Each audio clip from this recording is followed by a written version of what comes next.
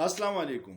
मेरे कुछ peoples party के दोस्त आजकल खान साहब पे बड़ी तनकीद कर रहे हैं और उनके सपोर्टर्स को बर्गर बच्चे और इस तरह के नामों से पुकारते हैं।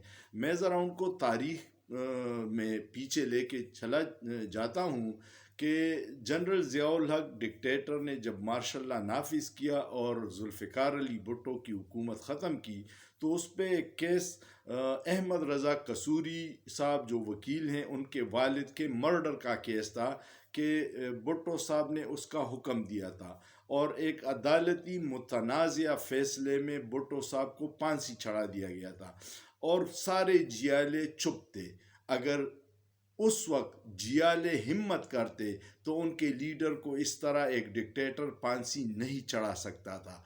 कल जो 24 घंटे ज़मान पार्क पे शेलिंग और फायरिंग हो रही थी और वो बर्गर बच्चे या मिडिल क्लास के बाशऊर बच्चे जिनको शऊर इमरान खान ने दिया है वो रियासती जबर और तशद्दुद के ख़िलाफ़ उठ न खड़े होते तो आज इमरान खान का हाल भी जुल्फ़िकार अली भुट्टो जैसा होता। हमारी अदालतें मैनेज होती हैं, ये सियासी फ़ैसले होती हैं और हमारे सियासतदान एक दूसरे को नीचे दिखाने के लिए हर हरबा इस्तेमाल करते हैं। तो जियालों में ये फ़र्क है कि उनके लीडर को फांसी चढ़ा दिया गया था क्योंकि उनमें हिम्मत नहीं थी भुट्टो की जान बचाने की और इमरान खान को गिरफ्तारी से उसके बर्गर बच्चों ने बचाया था।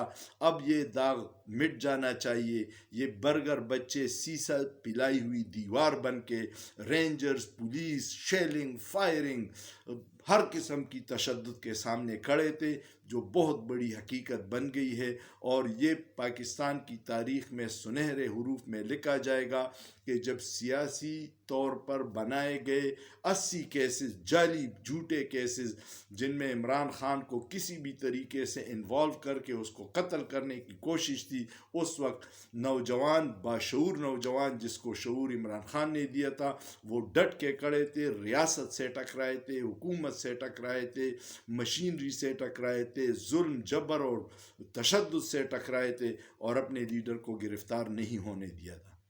ये एक हकीकत है। अब हकीकत जान के जियो, सोचिए। सोचना जुर्म नहीं है।